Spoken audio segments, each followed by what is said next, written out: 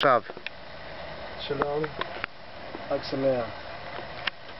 My name is Shmuel Ha-Kohen, and I'd like to tell you about something that I believe has great interest, not just for me on a personal level, but for all of Am Yisrael. And my son, Shimshon, who was arrested in Muasi, Gush Katif, just like most of the rest of our family,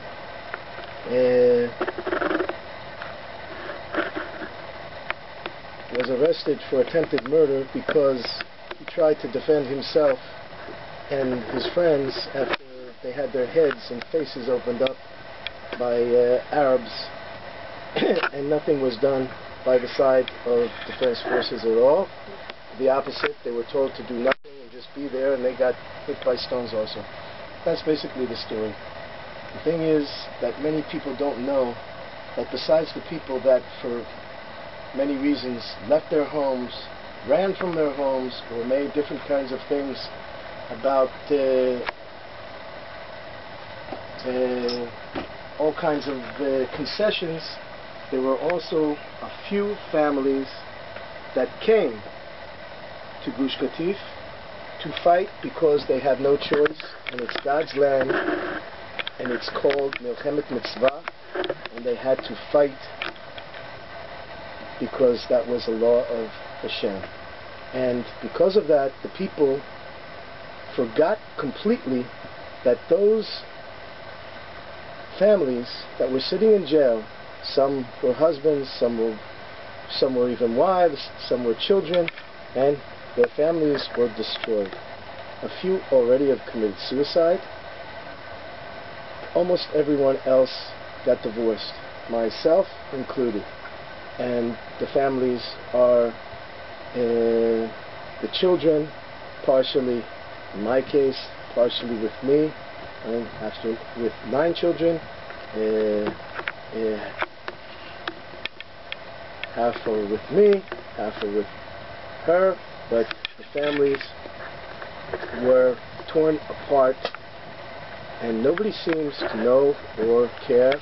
And I just want to tell one of the stories that has just happened, finished now after all these years. I still have a number of other trials, and the story is this. At the end of my son's trial, it was the day of the Gzar Din. Finally, we were able in the High Court to have him be able to come home.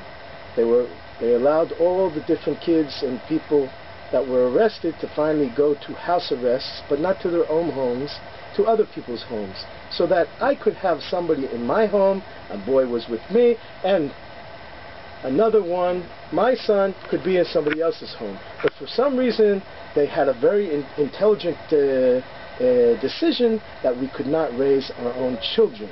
It didn't make too much sense because everyone could have someone else, but not his own child in his own home. So, you know, I'm sure you all understand. I'm just a nutcase that doesn't seem to hop the idea why we are not allowed, we are dangerous to raise our own children. But it seems a little strange since the courts, the same courts, had many decisions over the years in Bnei Brak, in Tel Aviv, in Yerushalayim, and in Beersheba that I was okay to raise other people's children because I was one of the few that in my farm that was built up as an educational farm, I was willing to take kids who had problems into my home to live with me and to raise them myself.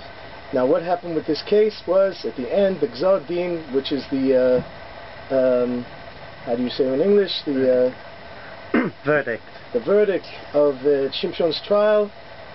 Some Arabs in a truck tried to run us over, and in the end, they threw a stone and busted the front window.